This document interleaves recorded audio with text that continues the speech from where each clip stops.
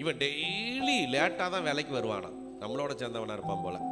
வந்து இன்னைக்கு ஏண்டா லேட்டு அப்படின்னு கேட்டால் சொல்லுவானா, ஐயா இன்னைக்கு என் பிள்ளைகளை ஸ்கூலில் விட போனேன், சைக்கிளுக்குள்ளே காலை விட்டுட்டான், ஏன் ஆஸ்பத்திரிக்கு போயிட்டு வர லேட் ஆயிடுச்சு. அப்படியா, சரி வா. அப்புறம் அடுத்த நாள், இன்னைக்கு ஏண்டா லேட்டு, என் மனைவிக்கு காலையில் எந்திரிச்சோன்னா வயிற்று வலி, ரொம்ப ஆஸ்பத்திரிக்கு கூட்டிகிட்டு போய். இன்னைக்கு என்னடா லேட்டு, இன்னைக்கு எந்திரிச்சேங்கய்யா, எங்கள் வீட்டில் அந்த பொருள் கீழே விழுந்து உடஞ்சி போயிடுச்சு, அதை சரி பண்ணிட்டு வர வேண்டியதாகிடுச்சு. அவருக்கு கோபமே வந்துருச்சான். ஞாயிற்றுக்கிழமையா நான் சர்ச்சுக்கு போகிறேன், ஏசப்பா என்னை விடுவிப்பாருன்னு டெய்லி எனக்கே சுவிசேஷம் சொல்கிறேன், உன் வாழ்க்கை என்னன்னா இவ்வளோ மோசமாக இருக்கேடா, நானும் நல்லா தானடா இருக்கேன் அப்படின்னு கேட்டோன்னே அவனுக்கு பதில் சொல்ல. ஒரு நாள் 2 பேரும் காட்டுக்குள்ளே வேட்டையாட போனாங்களாம், இந்த முதலாளியும் இந்த வேலைக்காரனும். அப்போது நிறைய புறா கூட்டங்கள் உட்கார்ந்து இருக்குது. இப்போ இந்த முதலாளி என்ன பண்ணுறாருன்னா, ஒரு துப்பாக்கி எடுத்து அந்த கூட்டத்துக்குள்ளே சொல்கிறார். அப்படி சுட்ட உடனே அதில் 2 புறா மேலே அந்த குண்டு பட்டுருச்சு, கூட்டமாக இருந்ததுனால. அதில் ஒரு புறா செத்து போய் அங்கேயே விழுந்துருச்சு. ஆனால் ஒரு புறாவுக்கு ரெக்கையில் ஒரு அடிபட்டு அது இங்கேருந்து பறந்து அந்த மரத்தில் போய் உட்காந்துருச்சு. உடனே இந்த வேலைக்காரனை கூப்பிட்றாரு, டே இங்கே வா சாமுவேலே, இங்கே வா, அதை போய் விரட்டி பிடிப்போம் அப்படின்னு போகிறாங்க.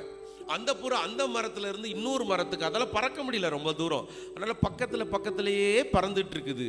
அந்த முதலாளி விடவே இல்லை, விரட்டி விரட்டி விரட்டி போய் அந்த ஒத்த புறாவையும் எடுத்துடணும் ஓடி ஓடி இழைச்சி போயிட்டாங்க கடைசி வரைக்கும்.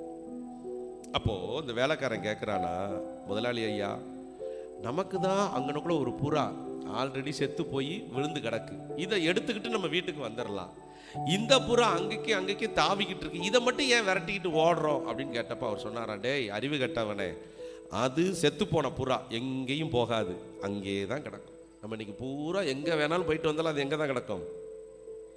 ஆனால் இந்த புறா அடிபட்டுருச்சுடா, ஆனால் பறக்கணும்னு நினைக்குது, ஆனால் அதுக்கு பலன் இல்லை. நம்ம விரட்டி விரட்டி தொல்லை கொடுத்துட்டே இருந்தோம்னு வச்சுக்கோ, விரட்டி விரட்டி போய்கிட்டே இருந்தோம்னு வச்சுக்கோ, இது எப்படி கீழே விழுந்துரும். ஐயா நான் சொன்னா தப்பா எடுத்துக்காதீங்க, முதலாளி நீங்க தான் இந்த செத்து போன புறா. பிசாசுடைய பார்வையில் நீங்க என்னைக்குனாலும் அவன் ஆளுதான், அவன் உங்களை எந்த தொந்தரவும் பண்ண மாட்டான். ஆனா நான் கர்த்தருக்காக பறக்க நினைக்கிறேன், எனக்கு அடிபட்டிருக்கு, எனக்கு பிரச்சனை இருக்கு, எனக்கு போராட்டம் இருக்கு. ஆனால் இந்த போராட்டத்தின் மத்தியில், இந்த நிந்தைகளின் மத்தியில், இந்த பாடுகளின் மத்தியிலையும் நான் எப்படியாவது எழுப்பணும், எப்படியாவது என்னை காத்துக்கொள்ளணும், எப்படியாவது கர்த்தருக்காக ஓடணும் நான் பிரயாசப்படுறேன்ல. அதனால தான் பிசாசு என்னைய மட்டும் விரட்டி விரட்டி வந்துட்டே இருக்கிறான். இப்போ புரியுதா உங்களுக்கு மட்டும் ஏன் போராட்டம்னு?